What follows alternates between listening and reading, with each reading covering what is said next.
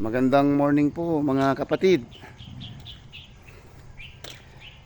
Salamat sa Panginoon sapagkat binigyan na naman tayo ng magandang umaga. At isa pa doon ay yung bagong buhay at kalakasan kalina sa atin. Para less stress po tayo sa araw na ito, kailangan nating mag-ehersisyo. At ano man mga problema natin pinagdadaanan ay mapagtatagumpayan natin yan sa tulong ng Panginoon.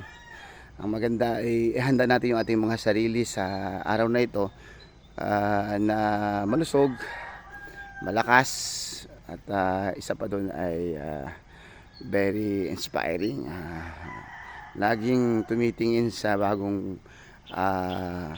bukas, lalo tigit yung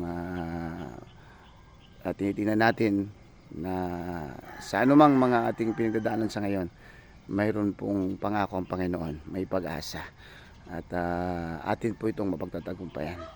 Jogging po muna tayo. Ay po. At magandang morning sa ating lahat.